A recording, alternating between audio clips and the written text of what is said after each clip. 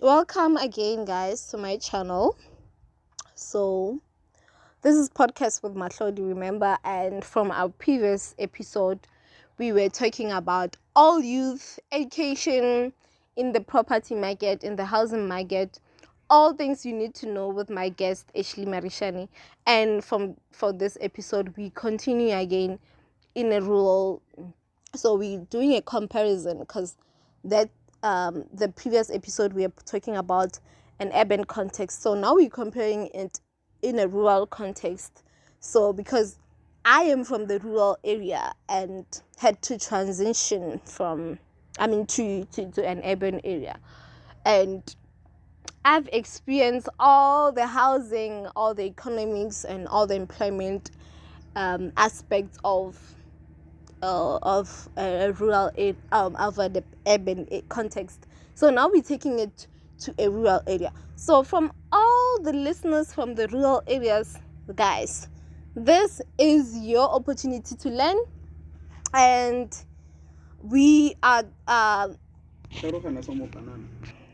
so as we know, like rural people or rural young people actually come across many challenges in accessing, people, young people actually experience a lot of challenges in accessing housing, in accessing employment from rural areas. It's a challenge because we don't have enough resources to apply, to search, to Google. It's a challenge. And so for this episode, we'll be exploring the experiences of young people, of the youth in rural context, and comparing it to the urban context.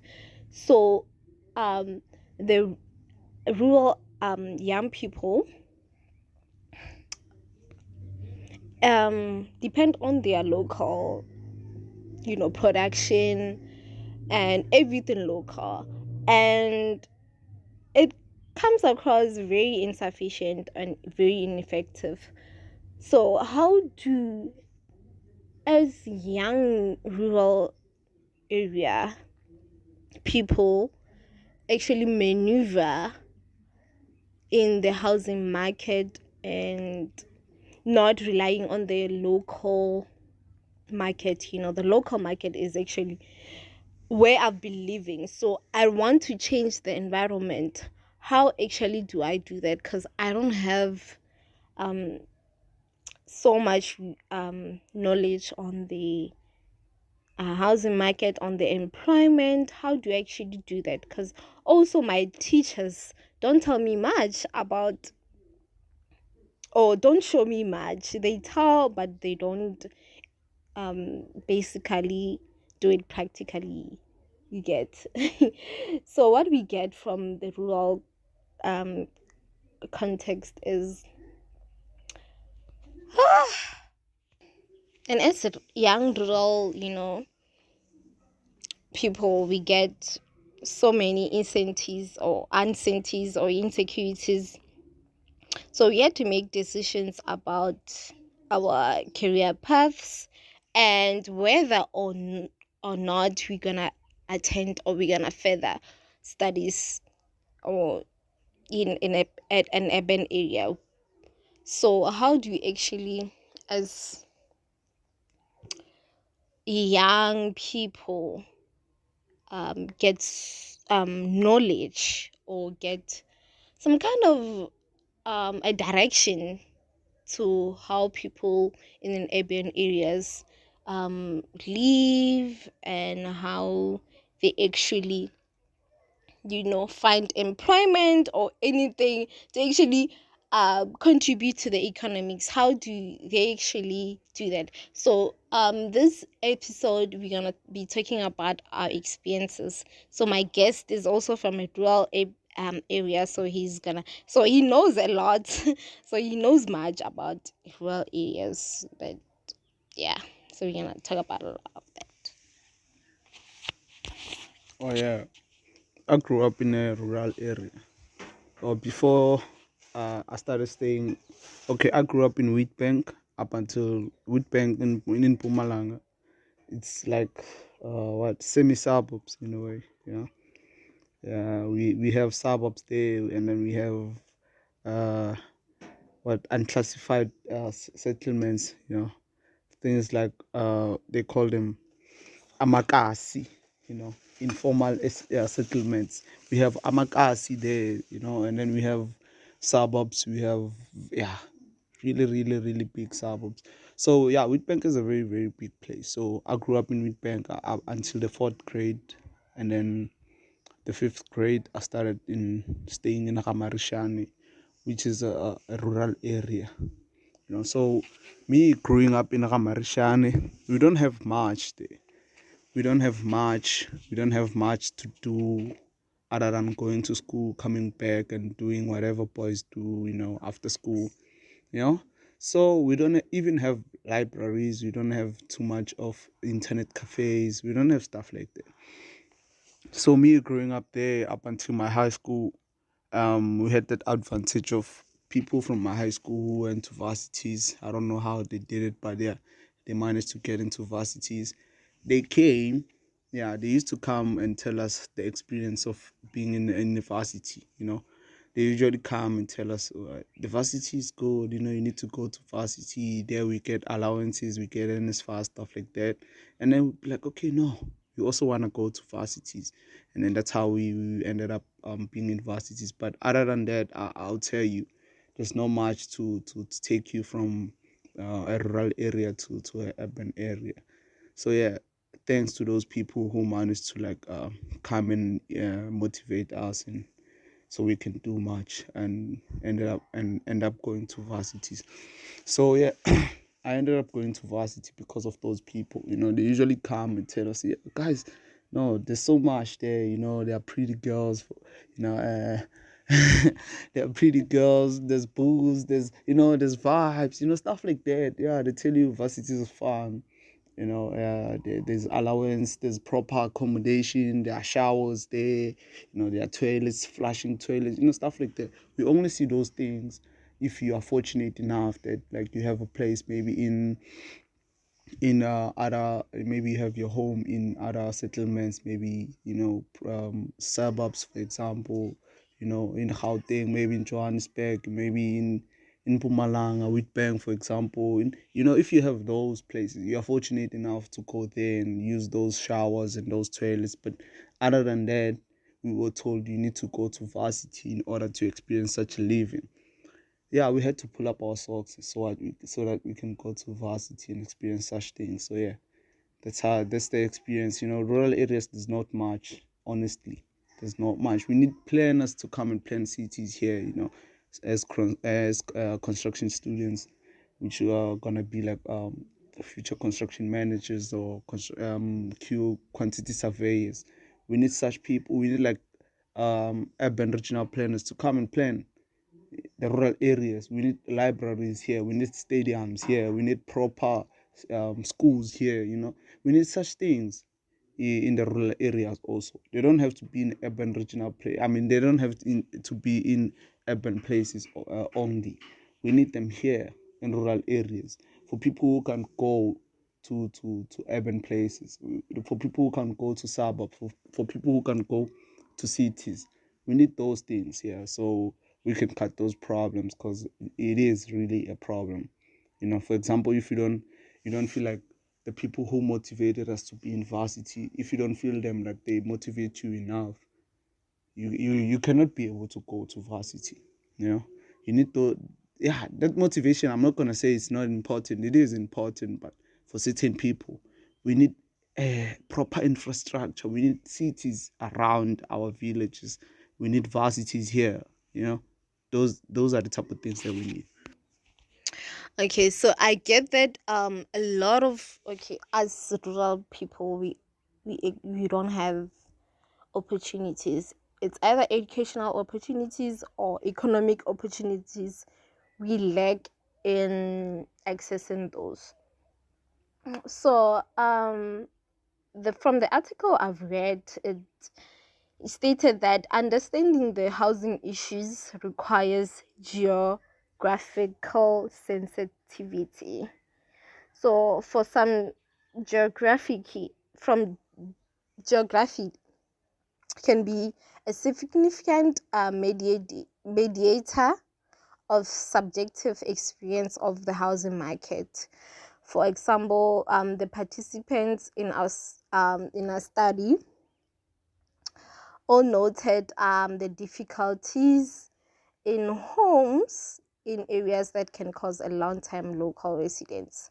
So in this episode where we compared the urban context with the rural context, how is it actually important for rural people to understand the housing market, or how is the housing market actually in rural areas compared to the urban areas. So as my guest is real estate agent, so we're gonna discuss how the transition from the rural area to the urban area occurs.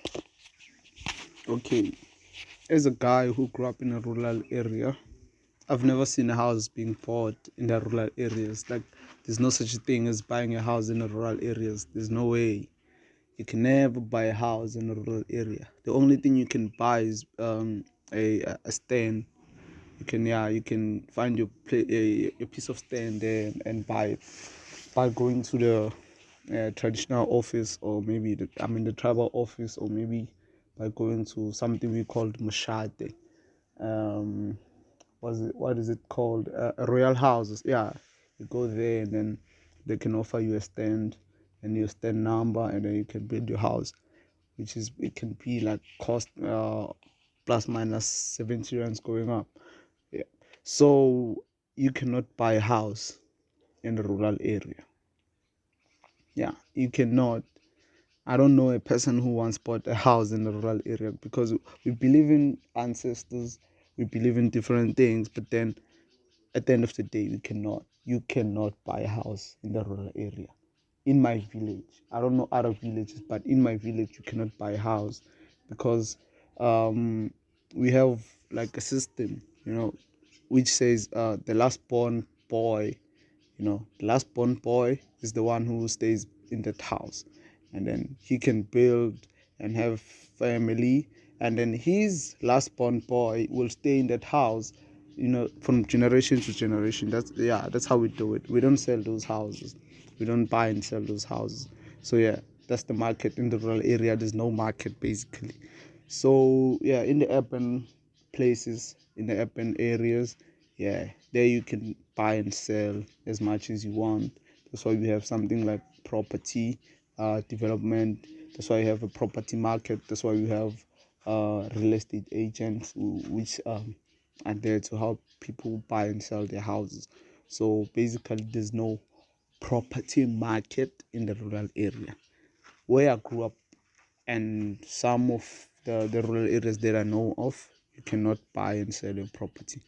Unless if maybe it's a shop. Yeah, a shop, you're allowed to do that. You're allowed to buy a shop. You're allowed to sell a shop. You're allowed to buy you're allowed to buy land and build whatever shop you want to build. Yeah, you're allowed to do that. So yeah, you don't have a market in the rural area. You only have a market in the urban areas. Okay, that's very quite informative, because I wasn't sure if we do have rural area housing market or not, because we actually have a lot lots and lots of houses or homes in a rural context, and which the system needs to consider, because No there's so ways. much. You don't have to consider it. We don't need the system here. We are good enough without the system. Why? Because so many there's so many youth that comes from rural areas. Okay, for the youth, as a guy who grew up in a rural area, I would advise the youth to go there outside, go to urban areas, go see how people are living there, so you can come and do the same thing in the rural area. Yeah. But not in the context of buying and selling houses which belong to the rural area. No, you don't have to do that. But you can go and explore the cities. You can go explore the suburbs. Go out there and see what other people are doing, and come back and do it at home. If you want to build a mall, buy land, negotiate with people, find investors, and build it more. You're allowed to do that. So yeah, don't think there's a market, property market in the rural area, other than maybe what do we call it, commercial market. Yeah, stuff like retail property. That's the only thing you can get in the rural areas. But when we talk about housing market in the rural area, forget about it. You cannot buy a house in the rural area. Thank you. So you mean we always have to go to urban areas because they have better opportunities and all that. So what's gonna happen to the rural areas if we don't do any development or we just ignore it? What's gonna happen to it? And we have so many generations coming out of rural areas. We have so many children growing up in rural areas, which because these people gain knowledge, gain skills, gain learning. So why can't we implement something in the rural areas that will help this youngsters or these children to actually benefit from their local resources? Why can't we do that? And why do we always have to go to urban areas? Because they provide opportunities. Why is it that? Why do we have to leave our parents' homes and our inherited homes to the urban areas and find opportunities there and live actually our culture? Why should it be that? Yeah, like as I was saying, you as planners, you're a planner, right? Yeah. As a certified planner, as a planner, you all need to be like you all need to start planning things for our rural areas. You all need to stop planning things for urban areas, because already there's like something planned out there. Okay. For example, a place like Dubai. I usually tell people like it took Dubai to be where it is, or it took only 20 years for Dubai to be where it is right now. You know, because of what? Planners, the government, and people who really want to invest in real estate, and property development. So we need the same thing. I believe that we have too much land here in the rural. I'm not saying people should come here and buy land. No, that's not what I'm saying. I'm saying we have too much land here in the rural areas for people who belong here in the rural areas. For people who were born here and people who reside here to have a different experience. We can actually do that, but we need what? We need planners. We need the government to be involved. We need investors. Even if the government is not involved, as long as we have investors who are ready, to invest in the rural areas. I'm telling you, we only have like 5 years. In matter of 5 years, rural areas will be urban areas. So yeah, that's what we need. We need people to know more about the land. We need people to know more about the property environment, property education, as well as changing the rural area into urban areas. That's what we need. But then the problem that we face as people who want to invest in the rural areas is that we have kings and queens which don't want to give out the land, which is a True fact. that. Yeah, the kings and queens have been approached a couple of times. People want to build malls, people want to build roads, people want to install some street lights there, but then the kings and queens have declined those offers. So I don't know how we're gonna partake in that movement to make sure that the kings and queens they change their minds. But we hope that in the near future maybe there could be different kings and queens who believe in the technology, who believe in the property market, who believe in like the youth that they have everything in their hands. So yeah, I believe in the near future something like that can take place. Okay, I hear it. Also, on that, we've had so many policies and initiatives, such as the ANC one, which promise people the reconstructive and development program, the RDPs, from the 1990s years, and where the National Youth Commission was also commissioned. And these policies, actually, they've been implemented, and um it is important to ask why more than 20 years of post-apartheid era and all the interventions, all the policies have not managed to actually make a significant shift in the life changes of today's youth. Um, so we all know that the ANC is a first political party, yes, and it's been ruling for actually the whole of the democracy, the democratic periods. So, what actually can you say about uh the parties and the ANC, actually, because it's the ruling party?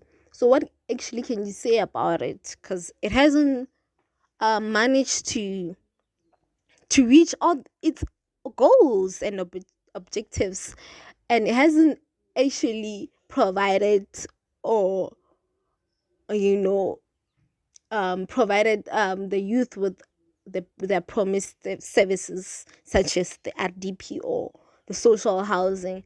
How can What can you say about the ANC actually not doing that for the youth? Okay, all I can say is that um, the ANC before apartheid, it has promised a lot of people. It has made so many promises. Yeah, it has made so many promises. It promised that it's gonna give people houses for free. Things like RTPs, things like free electricity, free education, free water, free everything, almost free educate, like free jobs, free everything. The reason why it did that, it's because it didn't think the people who were driving the ANC, they never thought the ANC could win the elections to change apartheid, the 1994 elections. Yeah, the people who were driving ANC, they never thought it's gonna win. So they had to promise people things that I'm not sure if it's gonna be able to do it, but it had promised people a lot of things so that they can vote for them. So the promising thing, that's where it started before 1994. So the moment ANC became the ruling party, and then people were expecting those promises to come true, which it didn't happen. You um, Nelson Mandela tried. He didn't do stuff. He didn't do much. He left us with quotes. It's fine. We understand. Thabo Mbeki tried also for 2 terms. I cannot show you something that Thabo Mbeki built. Maybe I don't know about it. And then Gedlehlekisa Zuma Jacob, yeah, at least he tried to do whatever the ANC has promised the people. You know, he tried to build schools, 895 schools. He tried to build plus minus 1 million houses for people. He tried to build universities. He tried to implement the free education. At least the ANC has tried during Zuma's term. Truth be told, we don't have to be biased, or you don't have to lie. We need to be honest when you come to this podcast. So that's what I told myself. I'm gonna be honest. You like the truth or not, I'm being honest. So yeah, Zuma tried. Zuma tried. He tried to do whatever the ANC has promised the people. We have a policy called the radical economic transformation there in the ANC, which right now is being seen as a criminal offense. When you say we need to uh, we need to implement the radical economic transformation, they think now you are ready to be a criminal, you are ready to steal, which is something that the ANC has come up with, the current administration, the current ruling thing, the ruling party, the current, what do we call it? Yeah. So yeah, we need to change that thing.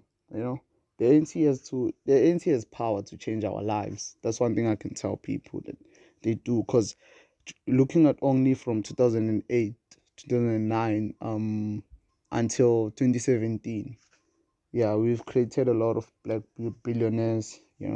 So yeah, we need to change. So I believe in the ANC that it has the power to change our economic abilities, our economic strength, even our employment strength, even our youth in general. Because we have a lot. We have a lot in this country. We have a lot. We have minerals. We have everything that we as the youth we need to. What do we call it? We need to fight for. Yeah, just like the 1976 youth have fought for freedom of education, we need to fight for freedom of minerals. Yeah. So, but then, other than that, I believe that the ANC has the power to change everything. That's quite interesting, because we hear that we need to, we have the power to actually change the whole world. You know what I mean? So, yeah, the power is in the youth saints. So, on that, so if there's still insecurities and all the doubts, uncertainty, and the frustrations that the youth come across with dealing with the system and the poor management of the system, how can we actually, as the youth, maneuver or contest against the system and ensure that we as the youth, our basic needs or wants are met? There's been policies and initiatives and all that implemented for the young people, but there hasn't been any development or any growth coming out of it. So how can we as the students or as the youth, you know um actually ensure that the system is for the youth, and actually hear the youth needs as the upcoming generation, the new upcoming generation. So we need to actually also pay attention to the youth's needs, as they are our upcoming, and this starting the new generation. So how can we actually make sure that the system doesn't ignore the youth? Okay, the system is not there to make sure that everything that you want, you get it. No. The system is there to make sure that white people live good in this country. I'm not talking about the system of the whole world. I'm talking about the South African system. If you can check, 95% of the land, according to statistics, is owned by white people, including Indians, coloreds, yeah. And then as black people, we are the majority here, but we own nothing. We own like less than 5% of the land here. But okay, fine. As black people, the real owners of this land, we need to come across as people with unity. We need to be united, because if you can check, there are more than plus minus 40, more than 40, I'm sure, political parties which are there promising people lies just to get the bag. But if we can stick to only one political party, you know, and have those powers that if that political party doesn't meet our needs, we're gonna remove it from power. If you can do that as the youth, I'm telling you, I'm telling you. The same way we removed apartheid. Okay, like I said, Mandela has left us with codes. Ne? He said if the ANC, you know, does what the apartheid did, what you have to do is to do what you did to the apartheid, which means fighting the system. So we just have to fight the ANC if it doesn't do whatever that we want it to do. But then, as you can see, the current administration, I won't tell you if it's the ANC or it's the apartheid. Because we have soldiers roaming around. Sometimes they just come here and do whatever they want. I'm not going to tell you if it's the ANC or it's the apartheid system. So we are never sure, but just to be honest, I don't believe in the current administration, and I don't believe the current president deserves a second term. Just to be honest, you ask me a question, I answer you. As the youth, we need to be there. We need to teach each other. We need to be woke. We need to learn. In property, we say the more you learn, the more you earn. So you need to learn, and then you're gonna earn more. So yeah, thank you.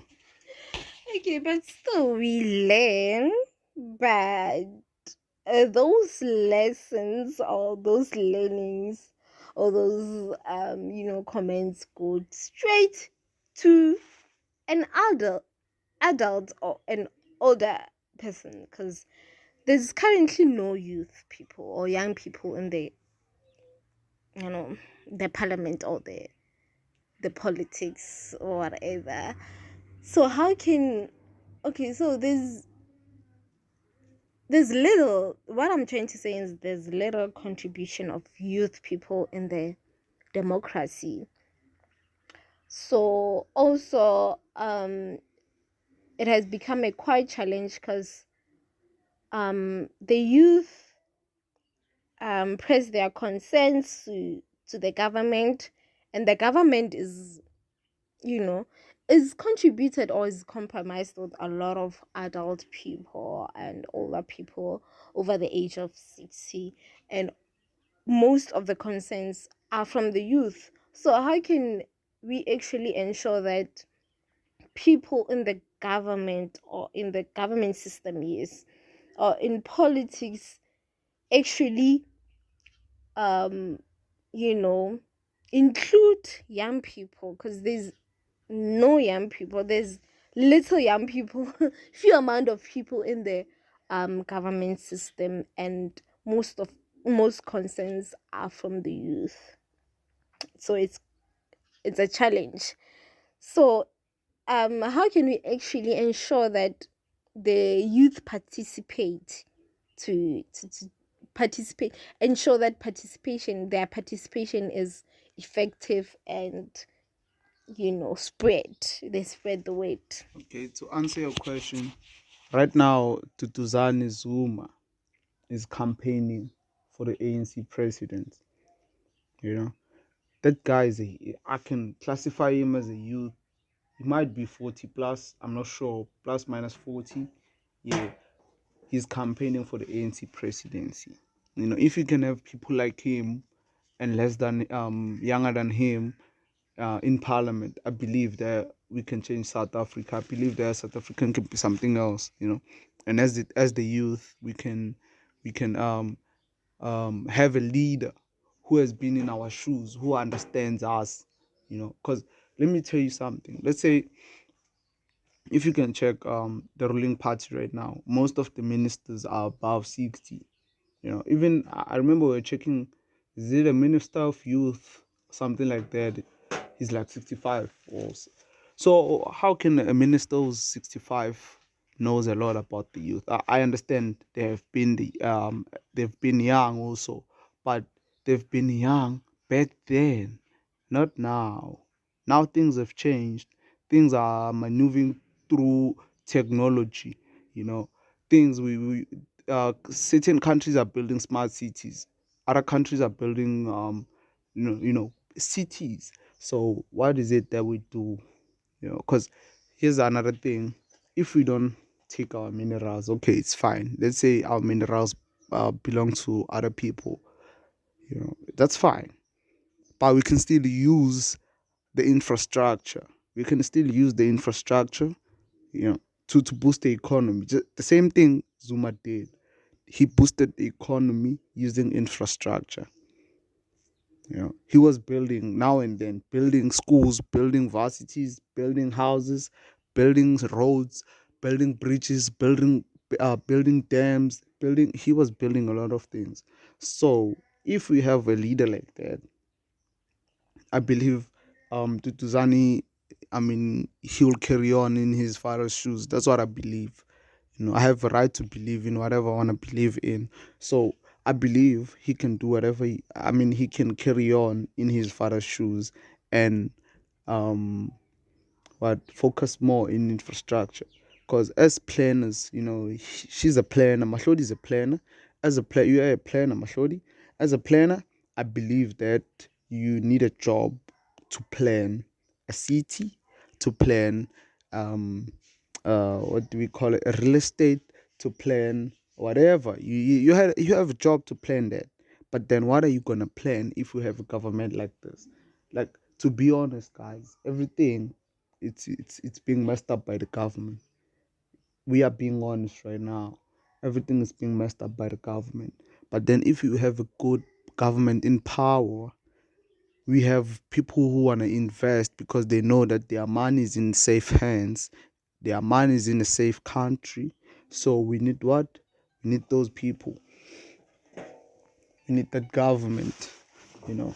So yeah, guys, we need to do that.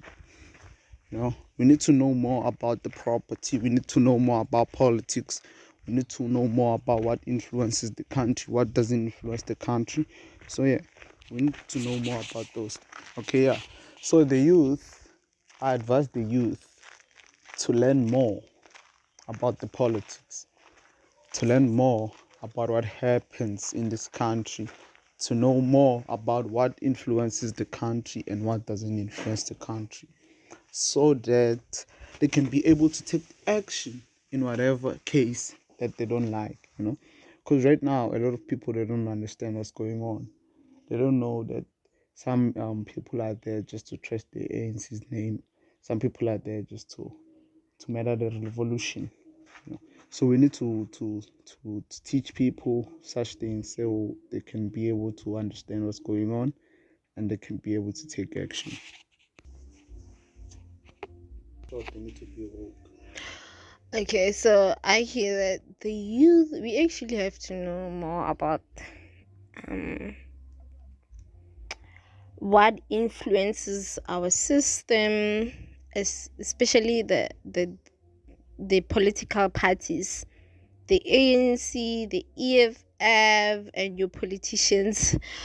So most of the rural youth are prone to homelessness. So they usually experience homelessness when they get to urban areas.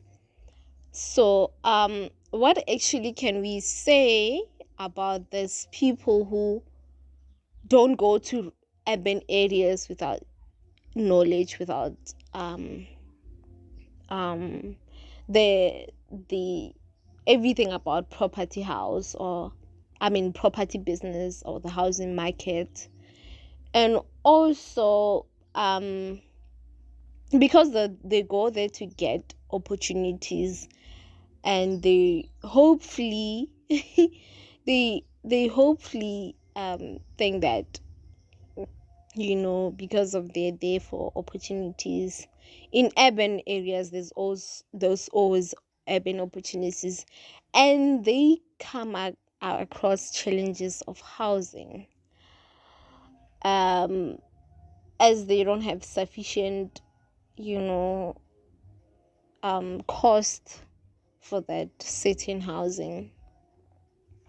It requires so many papers, so much amount, yeah, for actually staying in a urban house, and also from my experience, because I was I was required to submit so much documents, such as the pay slip, and which I don't have, because I'm just looking for a shelter to actually continue with my employment, to actually continue with my education.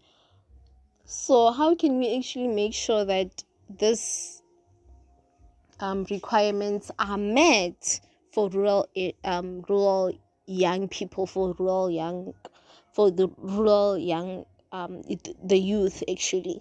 So how can we make sure that they get all the sufficient, or all the required documents, or the required documents to actually apply for a housing, to actually stay in a housing? How can we actually maximize or minimize that? Okay, to answer your question, people move from rural areas, they go to urban areas to look for jobs, yeah, to look for employment. Some go there in pursuit for business opportunities. Maybe they have a business idea and then they go there to look for investors and all that type of thing. Out of 100%, it might be only 10% who succeed in their dreams, to make sure that their dreams come true. So to minimize such things, that's why I say these planners, people like Mahlodi, they need to plan cities in rural areas, so that these people who stay in rural areas and they go to those cities in Gauteng, in Durban, in Cape Town looking for employment, they can just come here around in rural areas, the cities built in rural areas, to look for those job opportunities. And then if something doesn't come up, they go back home. Such things like homelessness, they can be minimized. But then another thing that can minimize homelessness is that we need to focus more on also agriculture.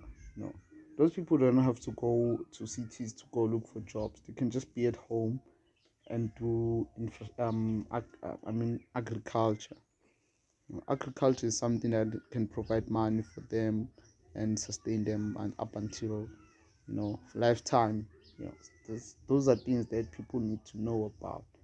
And also they need to be educated in property. They need to know that property education, they need to have knowledge about property, so that if they go there and they find jobs, they know how to buy their properties.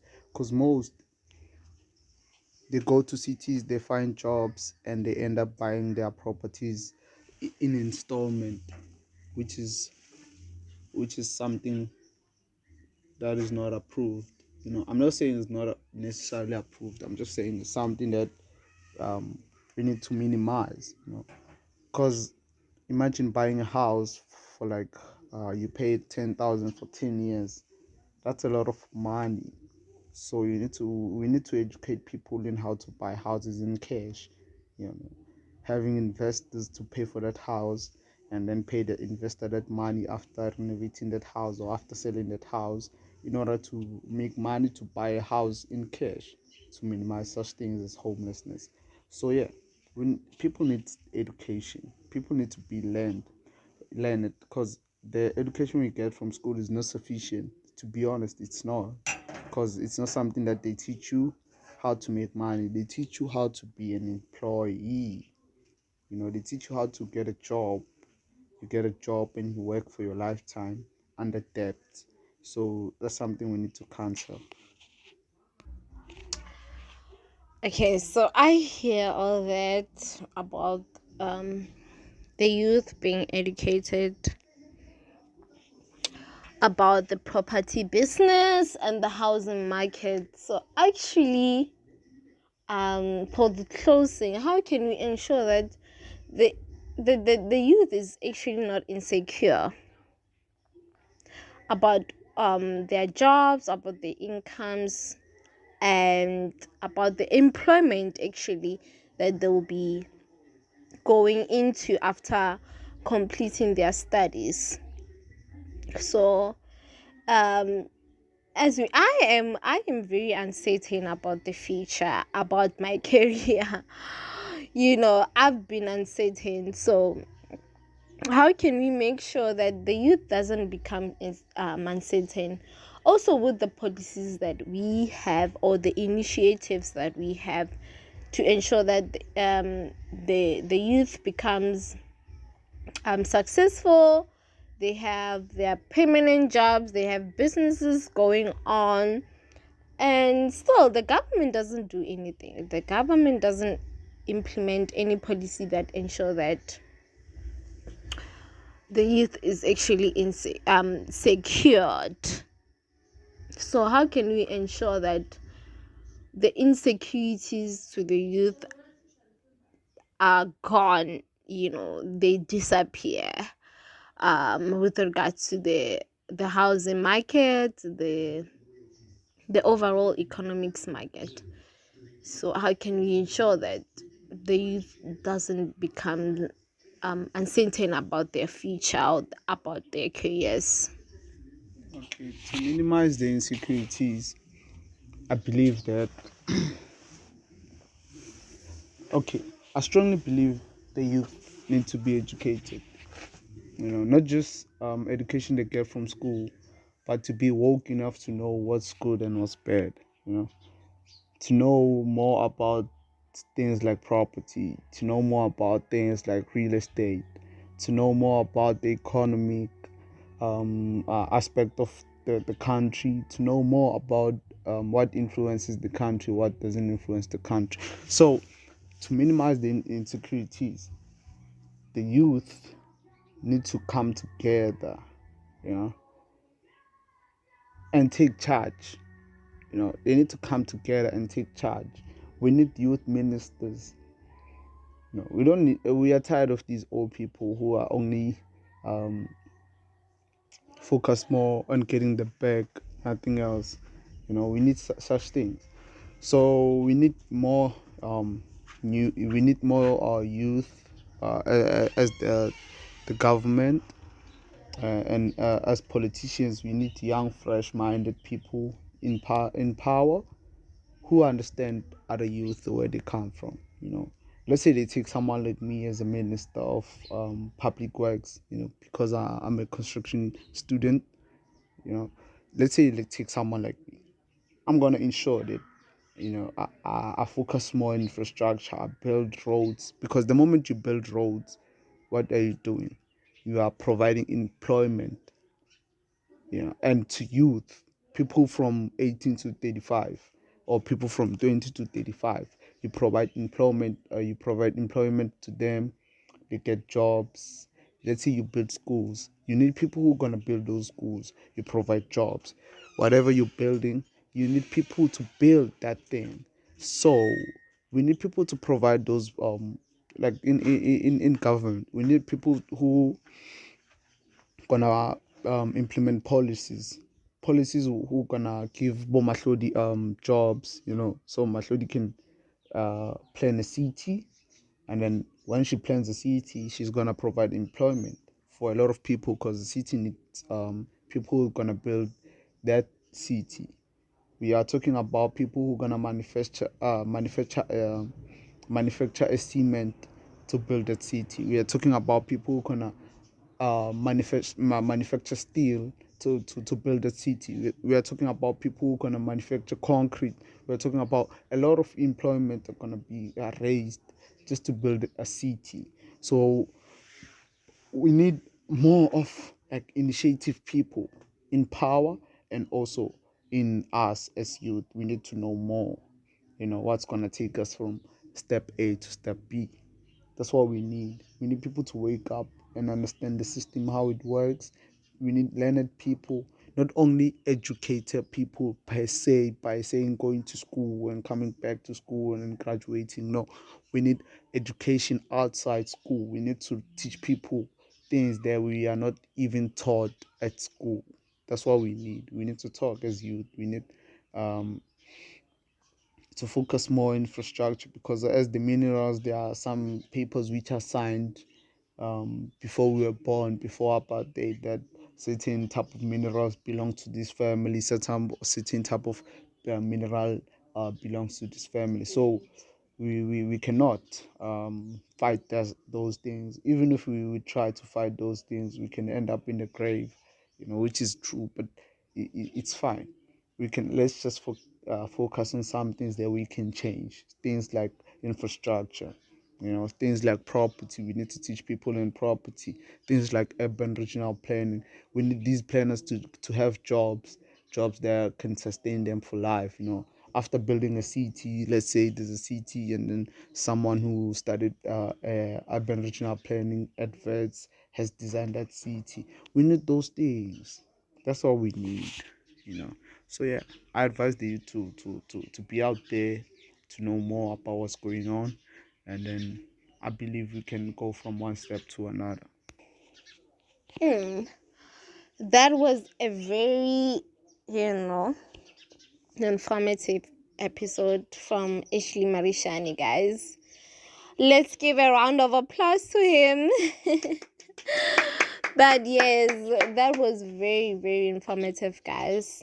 We learned more about the housing market and what actually the youth has to expect in the economics and the social economic aspects of it. And also we've covered a lot. We've covered a lot in how the youth can actually maneuver through the social through the housing market, and actually how they can improve their socio-economic benefits, which can actually impact the whole economy and their own community, which and yeah, we really appreciate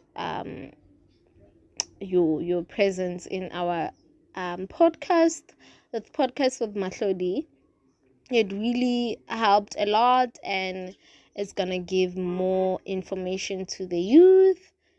And we hopefully you hope so we hope that the youth could get more information on their future and on their careers.